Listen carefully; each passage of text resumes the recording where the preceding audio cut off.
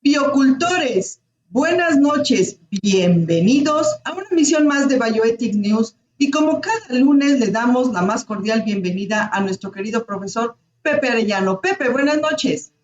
¿Qué tal? Muy buenas noches a todas, a todos, porque las noticias en bioética merecen ser reflexionadas, doctora Netza.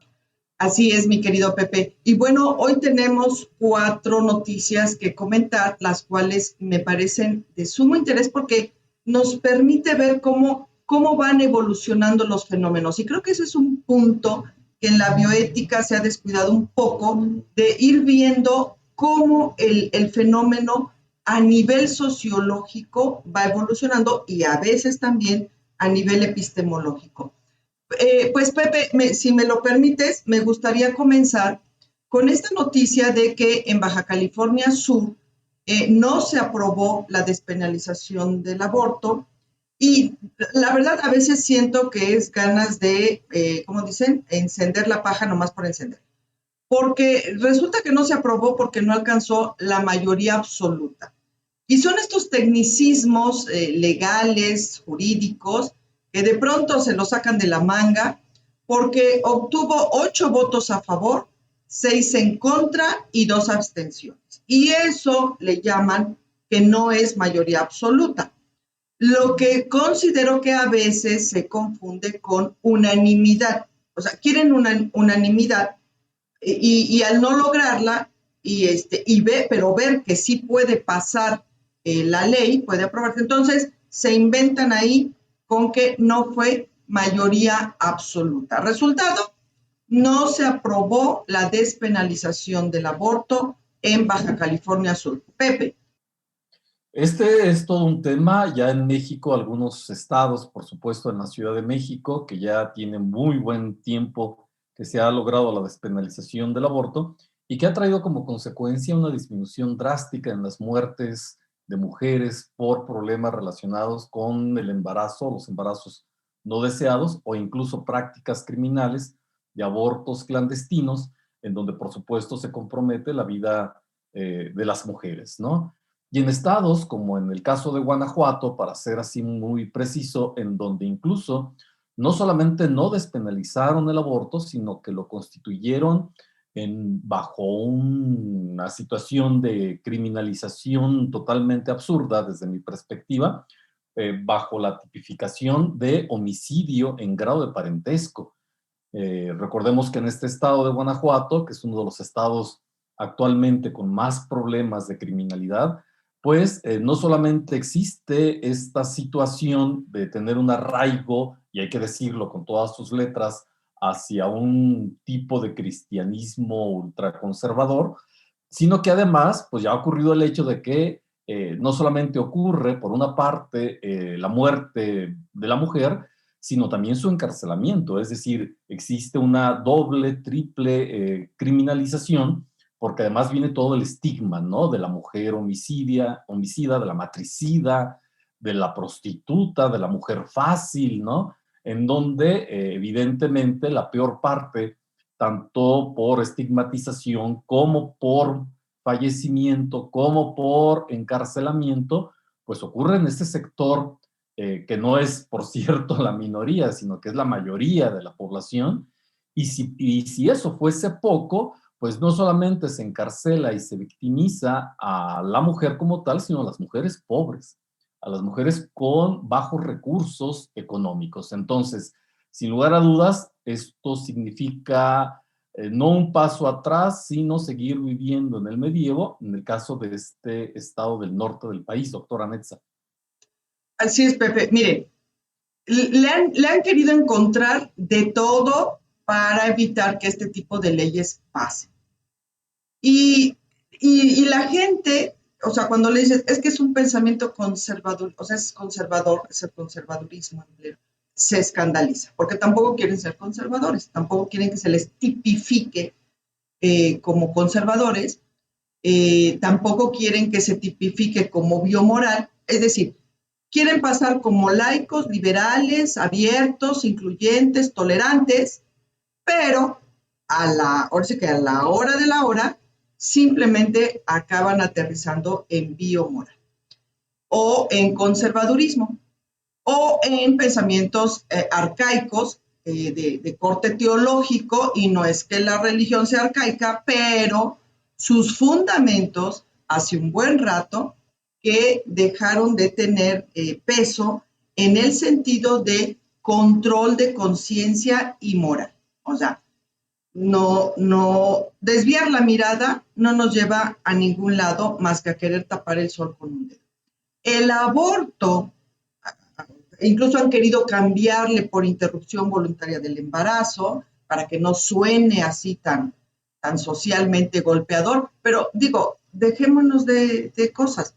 El aborto ha existido, existe y existirá. Ese es el punto. Y el estarle negando a la mujer esta protección social, porque el punto de que se despenalice es la situación en que la sociedad protege a la mujer independientemente de qué sea, rica, pobre, privilegiada, no privilegiada, analfabeta, ilustrada, lo que sea, independientemente del motivo. Puede ser un motivo trágico como una violación o puede ser un motivo no trágico como el hecho de decidir en ese momento no quiero un embarazo.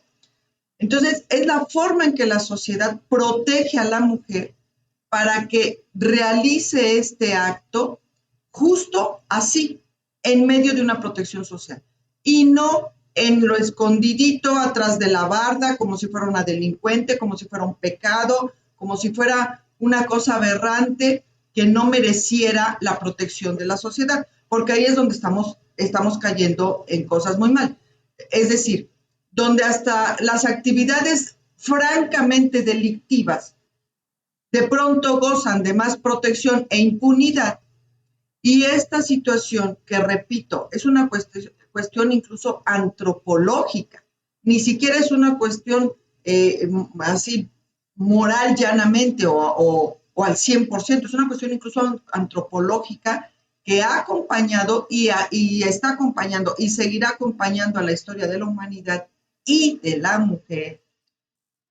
Pareciera que no merece esta protección social para que se realicen condiciones sanitarias con mayor seguridad. Entonces, me parece que de pronto es, te repito, querer taparlo tanto, querer obscurecerlo tanto, que lo único que eso ocasiona es que nos veamos muy mal como sociedad, como individuos y a veces incluso como en cuestiones de género, como mujeres, porque de pronto descubres que esos votos en contra son precisamente de ministras. Entonces, de pronto como que deja mucho que desear el asunto. Pepe. Sí, y fíjate que del lado opuesto, en el estado de Hidalgo y sobre este mismo tema, el pasado día miércoles, este estado en nuestro país, un estado del centro, que uno pudiera también imaginar que tiene cierta posibilidad de prohibirlo, hizo exactamente lo contrario, ¿no? En el estado de Hidalgo se despenaliza el aborto, ¿no? En un logro, y hay que decirlo que este tipo de logros pues son justamente por parte de las mujeres, ¿no? Este tipo de leyes que criminalizan ejercen ante todo una presión, un control sobre el cuerpo de las mujeres.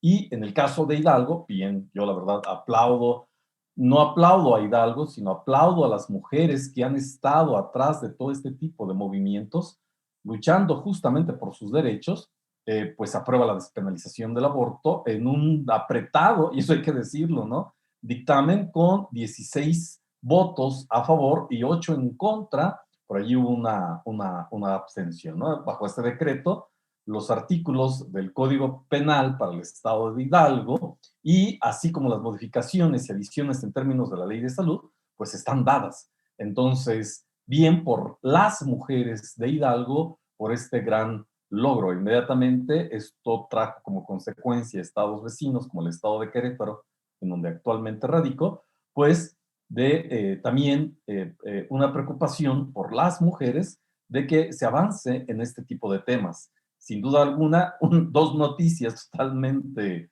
opuestas. En el norte sigue la criminalización y un estado en el centro del país, el estado de Hidalgo, logra por fin la despenalización, doctora Netza. Extraordinario. Un aplauso bioético para Hidalgo, sin lugar a dudas. Y es que, fíjate, bueno, lo que pasa es que de pronto uno no entiende, o de pronto, no es que no entienda uno, sino de pronto es interesante incluso ver cómo se va dando el famosísimo cambio de paradigma. Y el cambio de paradigma, entender que a final de cuentas se conjuga lo que en un vocablo chino ilustra lo que es la crisis. En mandarín, en chino, se dice wei chi. Entonces tiene estas dos fases, wei con W, no vayan a creer que es con G, sino con W, donde es esta parte de incertidumbre, de obscuridad, de aporía, de choque, de la crisis. Y la fase chi, que es la fase de oportunidad, de claridad, de cambio, de avance, de la crisis. Entonces, todos los que hemos sufrido una crisis, digo que a estas alturas de la vida ya a fuerza tuvimos una, nos hace comprender perfectamente bien estas dos fases que todo cambio tiene, que toda crisis tiene. Crisis es igual a cambio. Claro, no siempre el cambio es progresista. Ojo, a veces puede ser un cambio deleterio que te lleve a peores fases, pero por definición, crisis es igual a cambio. Y este cambio siempre tiene estas dos fases. La fase Wei, que en este caso la ilustraría Baja California Sur, y la fase Chi, que en este caso la ilustraría Hidalgo. Y entonces de ahí que en un mismo contexto cultural pues se den estas dos fases.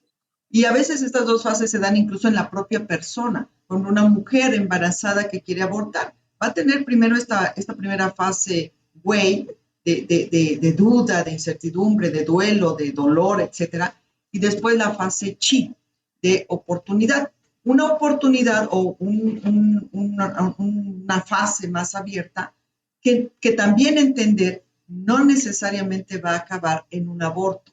Esa fase chi también puede acabar en decidir tenerlo, darlo en adopción o quedarse con él, en fin. Entonces, pero aquí el punto medular es que la mujer debe, o sea, es un imperativo, aunque a los puristas no les guste o a los liberales no les guste el purismo, pero la mujer debe tener esta oportunidad de elegir y de elegir en sociedad. Ese es el punto medular, porque de que elige, elige.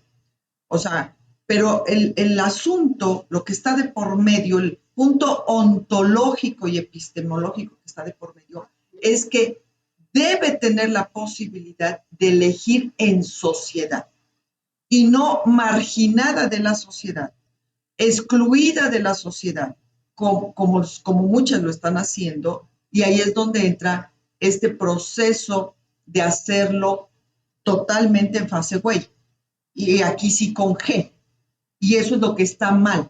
Entonces, el punto medular es que lo que pueda elegir en sociedad, que elija, pues ese forma parte de su derecho íntimo, privado, de su libertad.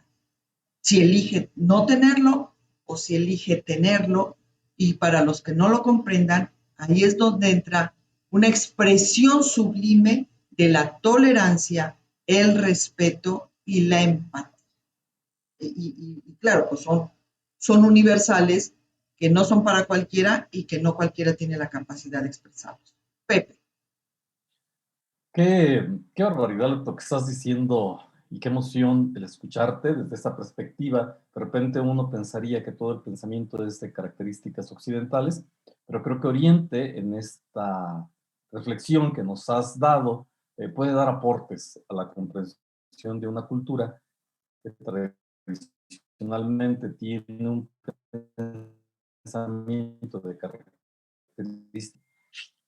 Oriente tiene entonces esta posibilidad de darnos otros marcos reflexivos justamente para poder comprender problemas que tradicionalmente en Occidente pues simplemente los vemos desde una perspectiva lógica. Excelente, excelente comentario, doctora Netza. ¿Qué otra noticia nos tienes por ahí el día de hoy? Gracias, Pepe. Pues mira, cambiando de giro, ha surgido una iniciativa en España principalmente, que a veces es bastante vanguardista en algunos aspectos, donde a raíz de la muerte de varios animales no humanos en viajes intercontinentales en avión, donde varias mascotas literal han muerto o asfixiadas o aplastadas por el equipaje porque viajan en las bodegas del avión.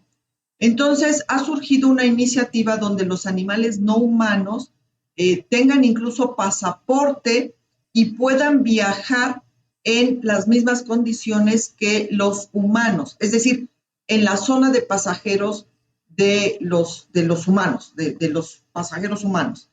Entonces, obvio esto pues ha desatado no controversia precisamente, porque pues, no hay una cuestión de controversia, sino de operatividad, porque obvio es de que, vamos a suponer, tú vas en un viaje a Europa y aquí llevas una guacamaya, y no una guacamaya humana, sino una guacamaya no humana. Entonces, está esta cuestión de cómo podría allanarse, por un lado, la problemática que implica que los animales no humanos viajen literal en las bodegas de los aviones y con ello les pueda representar incluso la muerte. Y por el otro, para evitar eso, cómo hacerle para que viajen junto a los animales humanos. Bueno, se está ahora sí que está en caliente esta discusión para ver cómo se puede allanar esto de, por un lado, que no mueran, el viaje en un avión transatlántico no les represente la muerte, y cómo viajar adentro de la zona de pasajeros sin que represente también pues un desastre al ir humanos con no humanos juntos, sobre todo en viajes bastante largos, que a veces son 14 horas, 15 horas, 18 horas. Entonces, ¿cómo hacerle? Pero la propuesta me parece bastante interesante porque creo que nos llevaría a otro nivel de convivencia entre humanos y no humanos. Pepe. Por ahí varios filósofos y pensadores han dicho que el nivel moral de una sociedad se mide en la medida en que guarda una relación de respeto y de amistad con los animales no humanos. Y creo que hay mucho de cierto, tiene toda la razón este tipo de sentencias, dado que uno pensaría que la bondad humana únicamente se da entre seres humanos, ¿no? Pero en realidad la bondad humana es un efecto y la bondad como tal no solamente entre seres humanos, sino entre seres que no son seres humanos.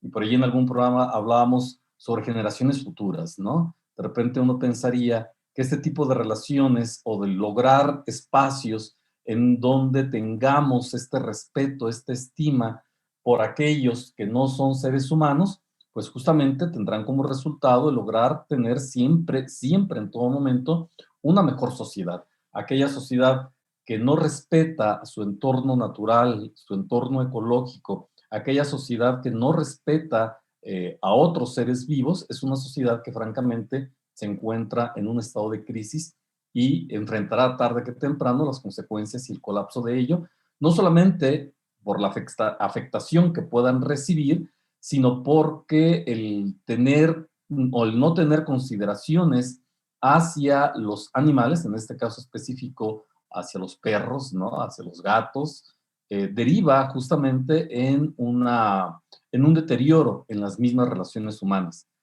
Creo y considero que cada vez más esta habilitación, no solamente de transporte amigable con los animales, sino de hoteles amigables con los animales, restaurantes amigables con los animales y demás espacios públicos, ¿no?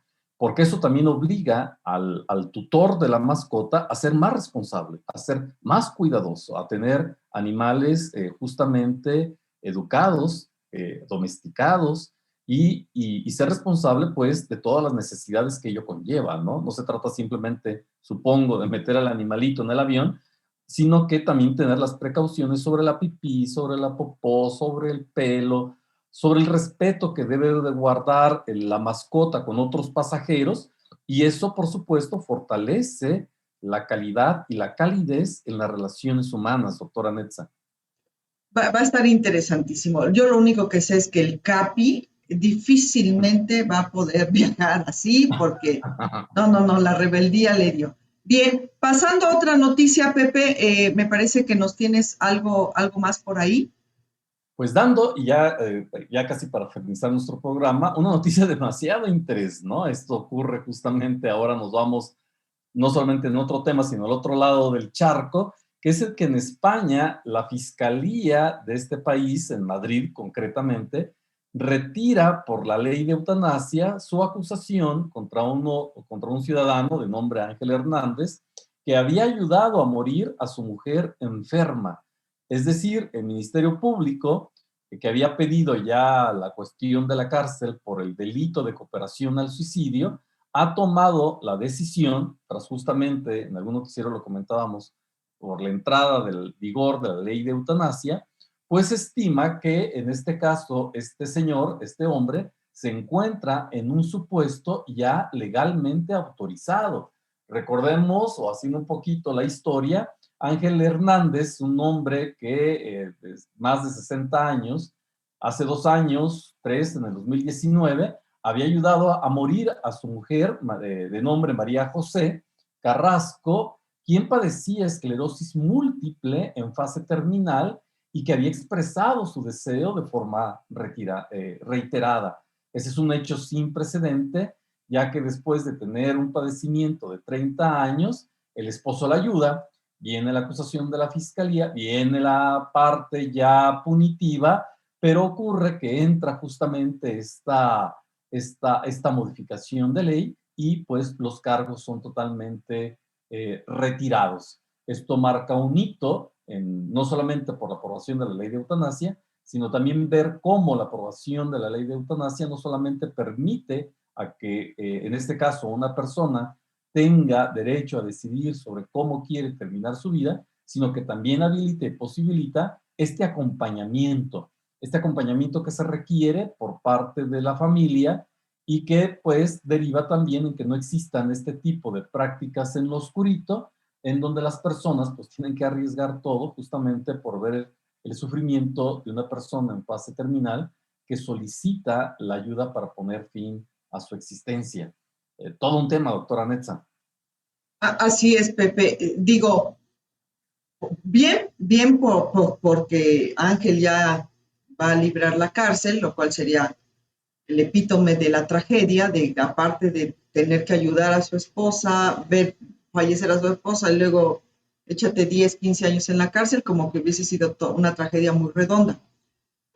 Pero no quiero ser aquí el aguafiestas, pero estrictamente hablando, una cosa es eutanasia y otra cosa es suicidio no médicamente asistido.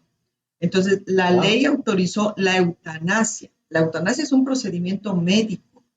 El suicidio no médicamente asistido no es un procedimiento médico. Digo, por la fineza de lo que significa uno y lo que significa la otra. Y hasta donde mis conocimientos alcancen, aunque cada país tiene su propia legislación, pero no aplica la ley en sentido retroactivo. Al menos en México, hasta donde yo sé, no sucede así, excepto si antes de que prescriba el proceso surge la ley, que posiblemente por ahí se agarraron los abogados de este ciudadano, donde justo el proceso estaba abierto, se aprueba la ley y bueno, pues por ahí se agarraron para hacer que se aplicara y esto le representará la libertad, lo cual a mí me parece extraordinario. O sea, no estoy en contra de lo que hicieron y de que esta persona finalmente no sea condenada, al contrario, me alegra bastante, pero en la fineza de la cuestión teórico-académica, están combinando o están poniendo como sinonimia conceptos y fenómenos que no lo son. Ahí es el punto. Sí, donde a lo mejor me faltó aclarar justamente de que la ley de eutanasia que entra en vigor en España permite que a las personas mayores de edad con una enfermedad grave o incurable, ¿no? Que es parte de la definición de este tipo de fenómenos, o que cause un sufrimiento intolerable, soliciten la ayuda a morir y que ya sea de forma directa en eutanasia, cuando el médico lo hace a petición del paciente, y a lo mejor fue la parte que no comenté, o en forma de suicidio asistido, que es justamente lo que tú estás aclarando, que implica que la persona pues se dé muerte a sí misma con asistencia, bueno, en este caso ellos definen de un sanitario, ¿no? Ignoro lo que pueda implicar este concepto para este país, y que proporcione los medios para justamente se le atienda. Es decir, esta ley implica la autorización tanto de la eutanasia, que la consideran una forma activa, o en el caso del suicidio asistido. En el caso justamente que nos ocupa, fue el segundo, ¿no? De hecho, hay una similitud en el caso de Ramón Sampedro. No sé si recuerdas el caso de Ramón Sampedro, ¿no? De este personaje que justamente padecía también de una esclerosis, y que en el caso tanto de uno como otro se da justamente el apoyo, pues acercándole un popote, ellos dirían una pajita, ¿no? Con una dosis precisa de esta sustancia, que bueno, es una sustancia pentobarbital, algo así, no me sé bien el fármaco, el compuesto, ¿no? Que causa justamente una muerte tranquila, sin sufrimiento. Pero bueno, sí, las implicaciones de hasta dónde, cuándo, cómo, quién, pues son justamente preguntas que ameritan toda una reflexión en el terreno de la bioética, doctora Netza. bueno, me permito una pequeña aclaración, Pepe. El caso de San Pedro no fue esclerosis, fue tetrapléjico postraumático Tetrapléjico, sí, tiene razón. y falleció Cuadrapléjico. por envenenamiento porque su prima lo envenenó. Ahora, aquí, o sea, no quisiera verme mal. Primero me disculpo por no conocer a todos estos detalles que ahorita tú bien ilustraste, la ley de eutanasia de España. Pero entonces aquí estamos donde México quizás sí logró un mayor acierto, porque aquí en México no está como la ley de eutanasia, sino como la ley para muerte digna. Y me parece que ahí es donde entra el acierto del constructo epistemológico, donde muerte digna sí nos lleva a todas estas variantes. Es decir, independientemente de qué camino elijas, sea suicidio médicamente asistido, suicidio no médicamente asistido, suicidio simplemente, o sea, donde tú mismo te suicidas, eutanasia, cuidados paliativos, sedación terminal, etcétera, etcétera. O sea, independientemente de cuál sea el camino que tú elijas, el objetivo final es lograr una muerte digna. Y creo que ahí México fue muy acertado en el constructo de esta ley al no tipificarla como eutanasia, sino como muerte digna. Y creo que ahí es un poquito el error de España al tipificarla como ley de eutanasia, porque después tiene que entrar todas estas aclaraciones al decir, bueno, es que no, el ego, por ejemplo, que en este caso yo estoy funcionando así como un lego al desconocer en toda su fineza la ley, entrar estas confusiones sociales o sociológicas.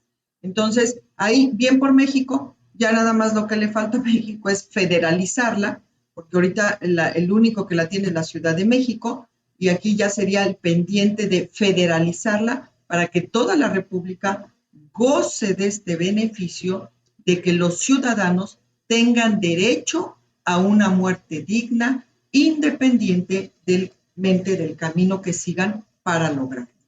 Pepe, se nos acabó el tiempo. Si quieres aportarnos alguna última reflexión, con gusto. No, pues nada, y yo creo que aquí el próximo programa o uno de los próximos programas tenemos que invitar nuevamente a nuestra gran amiga, la gran especialista Asunción Álvarez del Río, para seguir hablando de estos temas. Así es, Pepe. Vamos a ver si Asunción nos hace el favor de visitar, que seguramente sí, y es un encanto siempre escucharla, para simplemente, como todo, abrevarnos de los mejores. Pepe, nos despedimos, por favor. Pues muchísimas gracias a todas o todos, porque las noticias en bioética merecen ser reflexionadas, doctora Netza. Así es, Pepe, y en la medida en que reflexionemos, iremos poco a poco transitando esta crisis, este güey con W, de la mejor forma posible y eventualmente a la vuelta de la historia acabaremos viendo el chi y con ello atender todas estas necesidades humanas, todas estas situaciones humanas con lo dijiste bien hace un rato, una mejor calidez y un mayor sentido humanitario. Biocultores, muchísimas gracias, están bioéticamente informados y recuerden, por el bienestar de todos, cultivemos bioética. Hasta la siguiente, gracias.